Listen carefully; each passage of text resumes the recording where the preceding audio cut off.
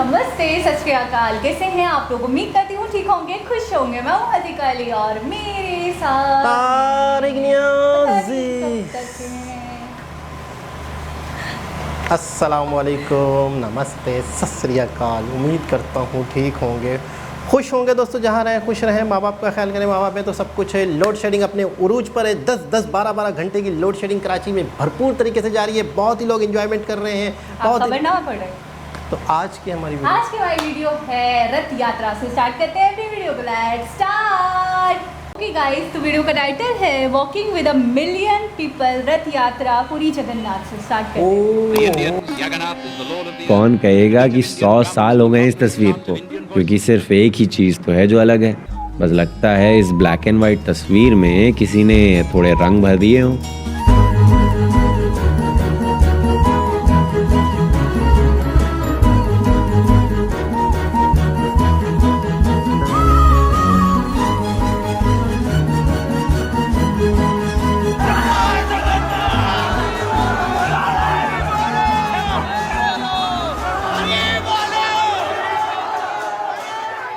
बचपन में अपने मोहल्ले में रथ यात्रा से ठीक एक हफ्ते पहले हम रथ बनाया करते थे। तब जगन्नाथपुरी की यात्रा के बारे में सिर्फ पापा से सुना और टीवी चैनलों में देखा था। पर इस साल जब वहां जाने का मौका मिला तो हमने एक बार भी इस बारे में सोचकर वक्त जाया नहीं किया और अपने साथ अपना कैमरा लिए पहुंच ही गए हम आखिरकार Orissa, the land of Lord Jagannath.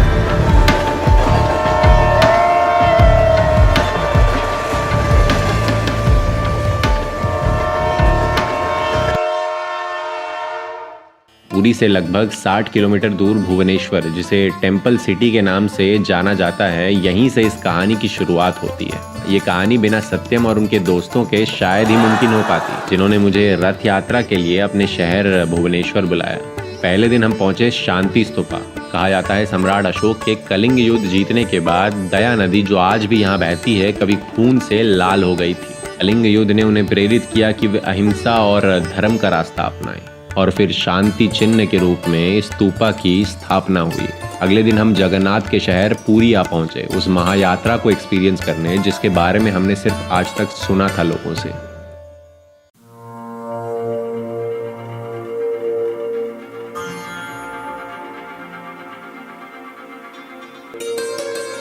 Jagannathpuri रथ यात्रा हिंदू धर्म का एक मुख्य त्योहार है, परंतु इस महायात्रा के पीछे के इतिहास को भी जानना हमारे लिए जरूरी है। रथ यात्रा के संबंध में कई पौराणिक कथाएं हैं। राजा इंद्रद्युम्न, जिन्होंने जगन्नाथ मंदिर का निर्माण किया था, उनकी पत्नी रानी गुंडीचा से भगवान जगन्नाथ ने वादा किया था कि हर साल वे अपनी भाई बल्लभद्र और बहन सुभद्रा के साथ गुंडीचा मंदिर आएंगे।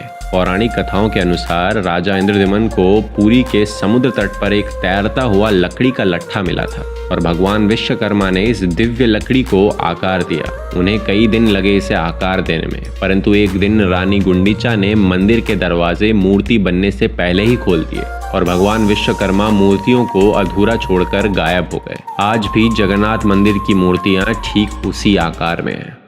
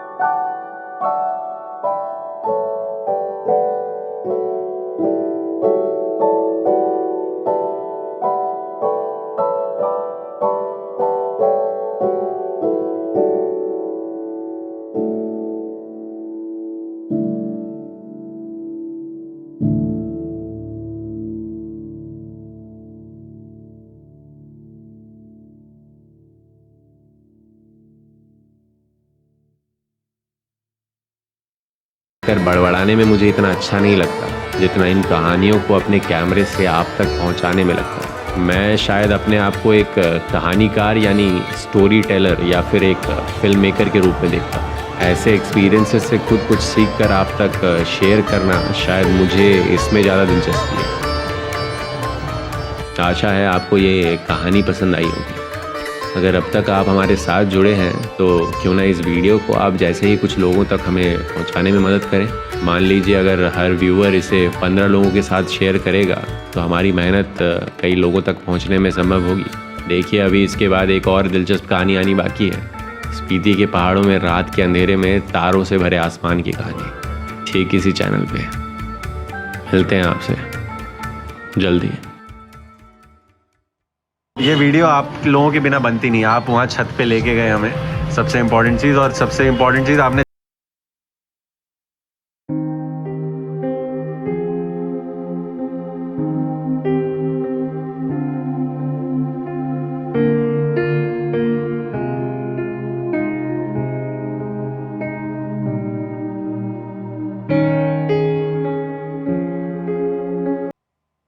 जी जनाब, क्या इसके बारे में हमने पहले वीडियो देखी थी। ये थोड़ी सी अलग टाइप की वीडियो मैं थी। यही कहने वाली थी कि ये वीडियो या व्लॉग थोड़ा डिफरेंट था।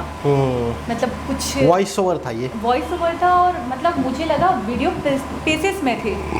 ऐसा ही है। पहले 1 पीस, फिर 2 पीस, फिर 3 पीस, 4 to 5 पीसेस में वीडियो थी और कुछ क्लिप्स दिखाए गए हमें। अच्छा, मैं सोच रही थी कि हजूम या खलकत जिस तरीके से आएगी और फिर जिस तरीके से रश होगा और फिर रथ को ले जाया जाएगा तो वो पूरा मतलब कैप्चर्ड होगा जिस तरह से हम कॉमन व्लॉग देखते हैं, लेकिन थोड़ा सा डिफरेंट था।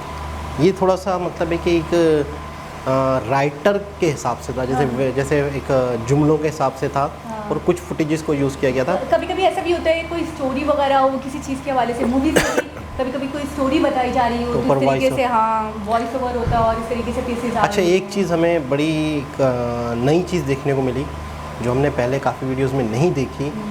लोग जिस तरीके से रथ को खींचते हुए लेके जाते हैं, आपको पता है ये रस्सियों से बांधा हुआ होता है। इतना 1000 टन कितना बोल रहे थे? 1000 टन का रथ है। उससे खींच के 10 लाख की आवाम होती है या लोग आते हैं देखने के लिए।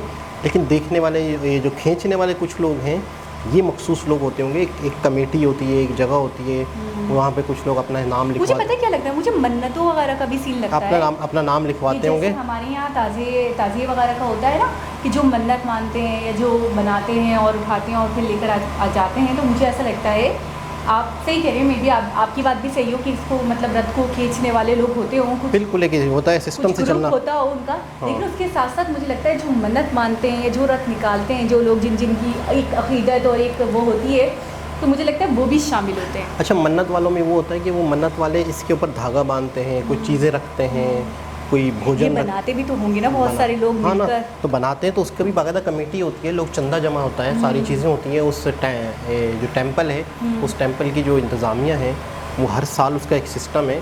और फिर जिन लोगों ने चढ़ावे चढ़ाने हैं वो अपने हिसाब से दान करते हैं चीज़ों को। जगन्नाथ के हवाले से एक बात नोटिस की है, पता नहीं शायद लोग इससे बहुत ज़्यादा अकीदत रखते हैं, बहुत ज़्यादा प्यार करते हैं, या फिर ये भी कह सकते हैं कि लॉर्ड जगन्नाथ जो है उन पर बिलीव ज़्यादा है लोगों का। कि मैंने देखा है कि जब भी ऐसे कोई भी रथ की हम फॉटेजेस देखते हैं, चाहे वो इंडिया के अंदर की हो, चाहे वो आउट ऑफ द इंडिया हो, कहीं पे भी ये रथ जा रहा हो, लोगों का हुजूम, लोगों का रश बल्ला का होता है। मतलब आपकी आंखें जहाँ तक जाती हैं वहाँ तक आवाम होती है, वहाँ तक यात्री होते हैं। हमारे यहाँ पर भी अभी यही जो 2-3 दिन हैं, इन्हीं दिनों में ही मुहर्रम के हवाले से रथ निकलते हैं, ताज़िए निकलते हैं। अच्छा, वो जो रथ, छोटा रथ बनते हैं ना, मोहल्ले में बच्चे बनाते हैं, वो हमारे यहाँ भी बनाते हैं। यानी कि वो जो खोखा होता है ना, जैसे आम की पेटी होती है जिसमें आम आते हैं, चीज़ें आती हैं, उतना सा एक खोखा होता है। उस खोखे में थोड़ी बहुत डंडियाँ लगा के ऊपर से थोड़ा सा उसको खूबसूरत करके उसको बाकायदा छोटे छोटे गिलासों में पानी दे रहे हैं लोगों को। हाँ, देखा है मैंने, वो तो सबील है ना। हम तो सबील बोलते हैं, बाकायदा ये रथ ही है, इसका मतलब ये है। अच्छा, वो जो एक झोपड़ी सी टाइप सी बना के खूबसूरत से, क्या कहते हैं उसे सबील ही कहते हैं कि स्पेसिफिक जगह को वो थोड़ा सा डेकोरेट करते हैं। और क्योंकि हमारा मामला पानी से और भूखे थे, प्यासे थे, इस चीज़ से बहुत रिलेट करता है। तो इस चीज़ को लेकर हम शर्मिंदा है या जो भी कह सकते हैं, जो शिया कास्ट है, वो बात बहुत ज़्यादा डिटेल में चली जाएगी। तो इसीलिए वो एक स्पेसिफिक जगह को थोड़ा सा डेकोरेट करके उसी तर्ज का, और वहाँ पे पानी पिला रहे होते हैं, शरबत पिला रहे होते हैं लोगों को, आते जाते लोगों को। नहीं वो तो ठीक है, लेकिन मैं दोनों चीज़ों को जोड़ इसलिए रहा हूँ कि हम लोगों ने ज़्यादातर चीज़ें जो अडॉप्ट किए हैं वो हिंदुओं से ही की हैं। सही है, इसमें कोई भी शक नहीं है। हमारे यहाँ काफ़ी लोग रथ निकालते हैं, सेम इसी तरह का। अच्छा, जिस तरीके से वो जो छोटा सा बनाते हैं ना, वो मेरे ख्याल में पहले रथ ही बनाते होंगे, लेकिन अब हमें देखता हूँ कि छोटे छोटे बने हुए होते हैं, सजाते हैं, उसमें पानी पिला रहे होते हैं लोगों को, लेकिन उस रथ को तो चला नहीं सकता ना कोई। नहीं, मैं बात बताऊँ, वो रथ है ही नहीं, वो बेसिकली रथ नहीं है। वो एक जगह पे खड़े होकर वो लोगों को, प्यासों को, पैसेंजर्स को, या जो भी लोग गुजर रहे हैं उनको पानी पिलाते हैं। आप वो वाली बात मैं आपकी मान सकती हूँ कि वो जो मूव होता हुआ जाता है, जिसके पीछे इतना हुजूम होता है, लोगों का रश होता है, वो बीच में जा रहा होता है, जिसे हम ताजिया कहते हैं, वो मुझे लगता है कि शायद इससे रिलेट करता है। बिल्कुल, मेरा दिल उस पर ठुकता है। बिल्कुल ऐसा ही है। अच्छा, एक चीज़ और है कि बहुत पहले हमने एक चीज़ सुनी है कहीं से, और किसी से मैंने कंफर्म भी की, तो उन्होंने कहा ये सच है। क्या चीज़? हमारे यहाँ मुहर्रम का महीना चल रहा है। हाँ। मुहर्रम में इस्लाम के अंदर एक बहुत बड़ा वाक़या हुआ है। मुहर्रम उसी से रिलेट करता है। सही है जी। कि नबी पाक सल्लल्लाहु अलैहि वसल्लम के जो आने वाली नस्ल थे, लोग थे, उन्हें मारा गया है, कोई भूखा प्यासा रखा गया था। हिंदुस्तान से हिंदुओं की बहुत बड़ी बरादरी वहाँ गई थी इन्हें बचाने के लिए। अच्छा। हिंदू यहाँ के, एशिया, हिंदुस्तान के, उन्हें बचाने की बहुत बड़ी बात है। और दूसरा ये है कि बहुत रश, बहुत ज़्यादा लोगों का हुजूम। मुझे तो सबसे ज़्यादा जो वीडियो में जज्बा जो उनका था ना, जज्बा, अकीदत और जोश, और जिस तरीके से जोशो जुनून के साथ आपने देखा कि वो रथ अगर टन में था, आपको पता है टन बहुत ज़्यादा होता है, बहुत वजनी होता है, और उसको खींचना ये वाकई बगैर अकीदत के, तो ये मुझे लग रहा है बिल्कुल पॉसिबल नहीं। अच्छा, जगन्नाथ जो है टेम्पल, ये 4 धाम में भी शामिल होता है मेरे ख्याल में। जो 4 बहुत बड़े बड़े टेम्पल हैं इंडिया के, जैसे केदारनाथ है, जगन्नाथ है ना, तो मुझे लगता है कि ये 4 धाम में भी अच्छा, शामिल। उड़ीसा के हवाले से कहते हैं कि the land of Lord Jagannath, यानी कि जगन्नाथ जो थे वो उड़ीसा में ही उनकी सरजमीन थी, वो यहीं थे शायद। अच्छा, ये शहर भावुनेश्वर है। उड़ीसा और भावुनेश्वर अलग अलग हैं। उड़ीसा में ही भावुनेश्वर है। अच्छा, क्योंकि भावुनेश्वर सिटी है, उड़ीसा स्टेट है, उड़ीसा स्टेट है, बिल्कुल। तो एक बहुत ही ज़बरदस्त वीडियो, काफ़ी नॉलेज मिली हमें इसमें। चिपक गए। तो एक बहुत ही ज़बरदस्त वीडियो, दोबारा किसी और वीडियो से आपसे मुलाकात होगी। जब एक ज़बरदस्त वीडियो जिसमें हमें बहुत सारी नॉलेज मिली और लोगों का जज्बा देखने को मिला। दोबारा किसी और वीडियो से आपसे मुलाकात होगी। लाइट आ गई है। अल्लाह हाफिज़।